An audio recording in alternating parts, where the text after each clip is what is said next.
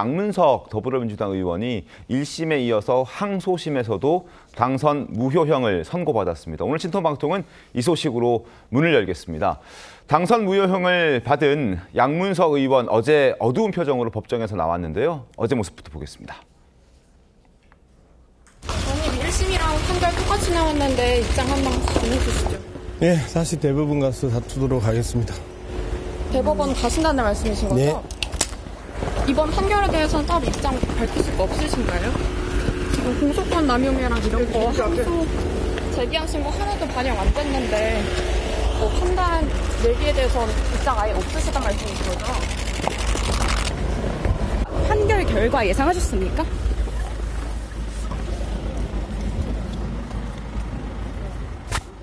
대법원 가서 다투겠다라는 짤막한 입장만 남겼습니다. 다른 질문에 답변하지 않는 모습도 확인할 수 있었는데, 자, 판결 내용 동아일보 기사로 살펴봐 드리겠습니다.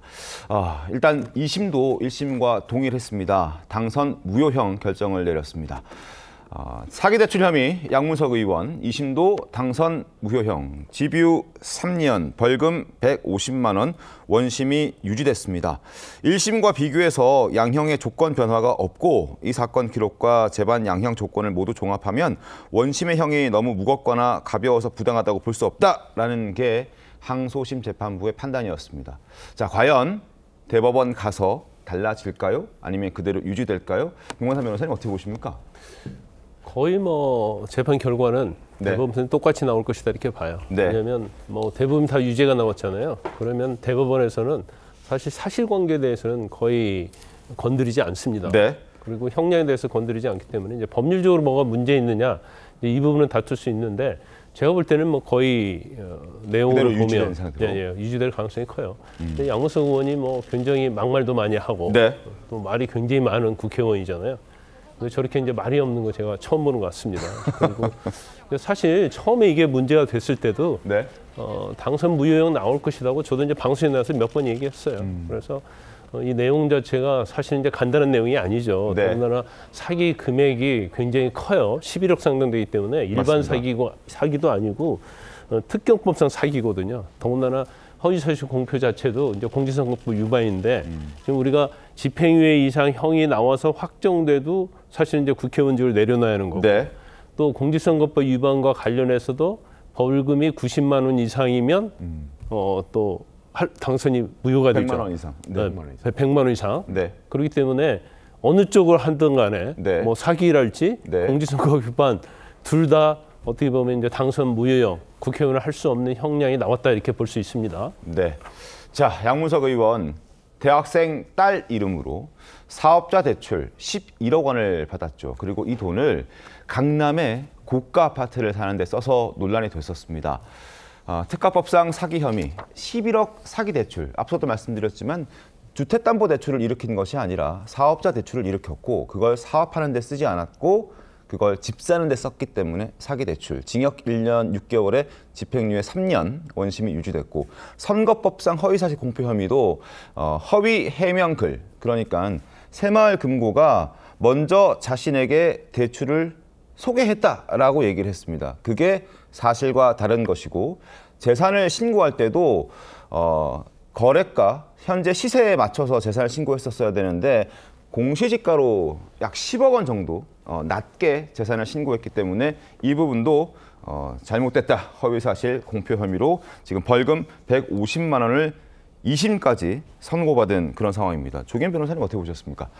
양문석 의원은 이제 항소심에서 1심 판단이 번복되기를 기대했을 겁니다. 네. 지금까지 주장해 왔던 것처럼 이 대출 관련해서는 사기니까, 특가법상 사기니까 이게 사기, 그러니까 금융기관을 속일 의도를 가지고 사업자 대출을 한 것이 아니다라는 주장을 계속 했었을 것이고 또 허위사실 공표와 관련해서도 허위성에 대한 인식이라든가 이런 부분을 다퉜을 텐데 이제 항소심의 판결 내용이 보도된 내용들을 보면 1심의 내용을 그대로 받은 겁니다. 그러니까 항소심에서 적극적으로 여러 주장과 증거를 가지고 다퉜음에도 불구하고 받아들여지지 않은 거죠. 일단 대법원에서는 김광삼 변호사님 말씀한 대로 법률심이기 때문에 이 대출에 있어서 사기의 고의성이라든가 기망의 내용 이런 부분을 법률적으로 다퉈야 되고 허위사실 공표 관련해서도 허위성에 대한 인식이라든가 이제 고의 뭐 이런 거에 대한 법률적 판단에 문제가 있는지를 가지고 다퉈야 되는데 사실 이제 번복이라는 게 이 내용 자체가 예를 뭐 과거 이 이재명 대통령 관련 사건에서 보는 것처럼 이게 인식의 문제냐 사실의 적시냐 문제냐 이렇게 법률적 쟁점이 될 만한 사안들로 보이지는 않아서 네. 일단 이제 법률적 쟁점들이 있겠지만 이제 힘겨운 어떤 법정 상고심 다툼이 될 것으로 보입니다. 알겠습니다. 양문석 의원 지난 총선 때 사기 대출 논란이 커지자 사과에 나선 바도 있습니다. 그러나 당시에는 이건 사기 대출이 아니라 불법 대출도 아니라 편법 대출이라고 주장을 했었습니다. 그 목소리 한번 들어보시죠. 이자 절감을 위해서 딸아이의 편법 대출을 했던 저희 부부가 또다시 혼이 나고 있습니다. 정말 국민의 눈높이에 맞지 않는 편법 대출이었다고 생각합니다. 아무리 이자 절감을 위해서라도 저희들이 잘못한 건 잘못한 것입니다. 정말 우리 언론이 대통령 부인 김건희를 이렇게 취재하고 이렇게 비판했었으면 지금 대한민국이 이렇게 엉망진창으로 떨어졌을까? 양문석과 관련된 수많은 거짓 뉴스들이 시시때때로 터져나오는 이런 언론들을 저는 정말 개혁하고 싶습니다. 들으신 대로 본인은 억울하다라는 취지로 이야기를 했습니다. 그러면서 언론을 개혁해야 한다라는 주장도 했었는데 당시 주장 지금은 완전 다 저 말이 아니 저 당시에도 네. 이제 양문석 후보자가 본인 주장을 저렇게 했지만 저걸 인정하는 데가 별로 없었어요. 왜 네. 그러냐면 사실관계가 너무나 명확해요. 그게 일반 주택담보대출이나 뭐 이런 거하고 달리 네. 딸이 더군다나 무슨 다른 사업을 하고 있었던 것도 아니고 대학생 명의라면이었단 신분이었죠. 말이죠. 그러니까 그 대학생 명의로 언론이 당연히 양문석 후보자의 해명을 쫓아다니면서 그 현장 취재를 하지 않을 수가 없었던 거잖아요. 네. 그 결과로 나온 거고 그 결과가 결국 이번 판결 내용을 보면 1, 2심 판결 모두 언론에서 보도한 그 취지대로 뭐 판결을 했다고 볼 수 있는 거 아닌가요? 그러면은 양문석 의원이 저때 이제 이른바 당선될 목적으로 저런 것 자체가 언론 탓을 하는 것 자체가 저는 거의 허위사실 수준이다 이렇게 생각을 합니다. 그런 점에서 본다면 네. 이번에 그 이 1, 2심 판결 결과는 양문석 의원이 아무리 뭐 조금 대항할 방법이 뭐 관행이었다 이렇게만 얘기를 하고 있거든요. 그건 뭐 관행일 수도 없고 네. 왜냐하면 그 대출 사기가 관행일 수는 없는 거 아닙니까? 그럼 설령 뭐 일부 그 관행적 요소가 있다고 할지라도 네. 그게 지금 그 드러나 있기 때문에 본인이 처벌을 피하기는 어렵다고 봅니다. 알겠습니다. 양문석 의원, 사실 의원이 되기 전부터도 각종 설화로 자주 도마에 올랐던 인물입니다. 어떤 이야기들이 문제가 많이 됐었는지 과거 목소리도 한번 들어보시죠. 배신한 들은요 끝까지 배신합니다. 그 다음에 수박들이 그랬습니다. 여러분들이 기억하고 있어야 됩니다. 저들은 도려내야 될 고름이고 밟아 죽여야 될 바퀴벌레라고 제가 단언하는 겁니다. 그리고 대통령 부인이 왔었을 때 이런 공연을 한다? 이분들이 기생인가요? 그 아까 말씀드린 그러죠. 갑자기 기생집으로 만들어 놓은 거잖아요. 대통령 부인 왔다고 공연 상납하고 제자들을 강제 동원해서 연주시키고 지금 이 집들을 하고 있다. 저 그대로 찍어주세요. 이 집들을 하고 있다. 네, 장소 가리지 않고 격한 말들을 막 쏟아내는 모습이었는데 김 박사님 어떻게 보셨습니까? 막말 퍼레이드죠. 처음에 이제 공천 받고도 저런 사람이 과연 당선될 수 있을까 했는데 결과적으로 뭐 워낙 국민의힘이 못했고 윤 정권이 잘못을 했기 때문에 네. 결과적으로 선거에서 필터링이 돼서 어떻게 보면 떨어져야 하는데 제 개인적 생각입니다만 네. 저런 사람이 사실은 국회의원이 된 거예요. 그런데 지금 뭐 당선 전도 마찬가지고 당선 후에도 굉장히 좀 말을 함부로 하고 좀 막말하잖아요. 그런 이제 국회의원 어떤 품격 문제랄지. 네. 그런데 결과적으로 이제 자기 말로 사실은 망했다 이렇게 볼 수 있어요. 왜냐하면 그 당시 지금 허위사실 공표 관련해서는 본인이 뭐 새마을금고에서 대출을 받는데 그쪽에서 권고를 했다. 네.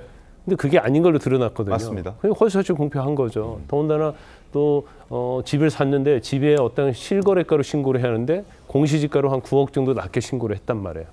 그런 것들이 드러났기 때문에 사실 진짜 자기 자신부터 어떻게 보면 돌아봐야 하는데 매일 그렇게 남의 어떤 잘못 또 잘못하지도 않았음에도 불구하고 그걸 계속적으로 막말을 하면서 이제 비난하는 저런 태도 저런 것들이 제가 볼 때는 상당히 이제 자업자득이 됐다 이렇게 봅니다. 그래서 네.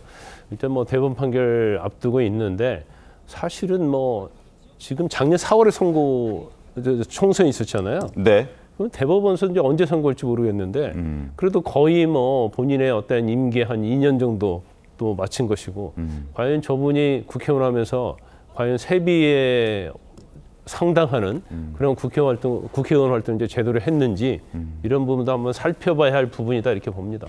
작년 4월에 이제 국회의원이 됐고요. 3월에 이제 이 문제가 불거졌었고 고소 고발이 이어져서 기소는 작년 9월 25일 날 이루어졌습니다. 그리고 1심 판결이 올해 2월 달에 있었고 2심 판결이 이제 어제 나왔던 거죠. 이렇게 되면 조기현 변호사님, 대법원의 어떤 판단은 언제쯤 저희가 받아볼 수 있는 건가요?